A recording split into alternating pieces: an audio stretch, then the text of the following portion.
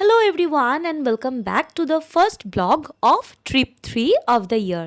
এখন আমরা যাচ্ছি রাঁচিতে। তো সেই জন্যই সকাল সকাল আমরা ব্যাগ প্যাক করে নিয়েছিলাম আর এখন আমরা রওনা দিচ্ছি হাওড়া স্টেশনের উদ্দেশ্যে, কারণ আমাদের কিন্তু ট্রেন রাত্রির 9টা। সো ক্রিয়া যোগী এক্সপ্রেস ধরে আজকে আমরা যাব কিন্তু রাঁচির উদ্দেশ্যে। সো এখানে সবাই আমরা ব্ল্যাক আউটফিটে রেডি হয়েছিলাম।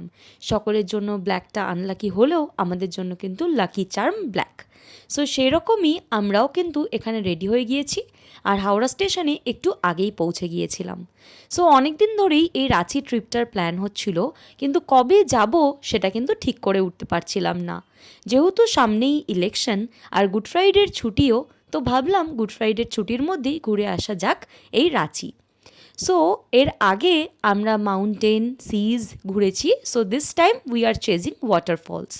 সো কিছুক্ষণের মধ্যেই আমাদের ট্রেনও চলে এসছে। আমরা কিন্তু ফার্স্ট ক্লাস এসিতে দুটো কেবিন পেয়ে গিয়েছিলাম, একটা 4 সিটার আর একটা 2 সিটার। সো 4 সিটের মধ্যে মা বাবা ভাই পড়েছিল আর এই 2 সিটের মধ্যে আমি আর সুপু। এর আগেও গ্যাংটক যখন গেছিলাম তখনও কিন্তু আমরা ফার্স্ট ক্লাস এসিতেই গিয়েছিলাম। 9:10 হাওড়া স্টেশন থেকে আমরা রাঁচির উদ্দেশ্যে রওনা দিলাম আর বানিয়ে নিয়েছিলাম প্রচুর রিলস। আশা করি তোমাদের সেটা ভালো লেগেছে। আর এই ট্রেনটাই কিন্তু সকাল 5:40 রাঁচি স্টেশনে আমাদের নামিয়ে দিয়েছিল। যদিও ট্রেনটা একটু লেট ছিল, বাট আমরা কিন্তু ট্রেন জার্নিটা ভীষণ রকমভাবে এনজয় করেছিলাম। রাত্রিবেলা আমরা কিন্তু বাড়ি থেকেই খাবার প্যাক করে নিয়েছিলাম, পোলাও আর mutton.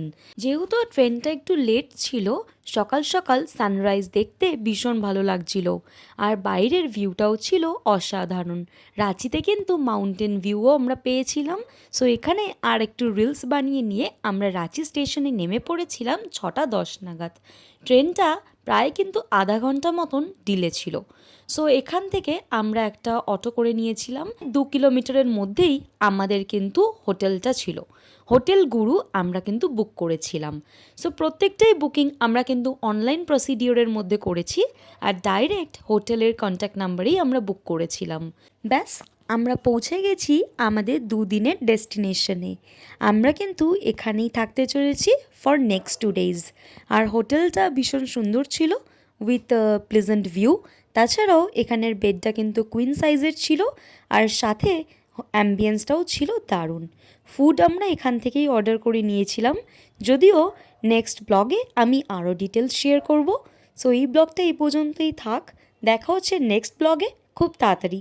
Stay tuned and keep loving scribble. Tata.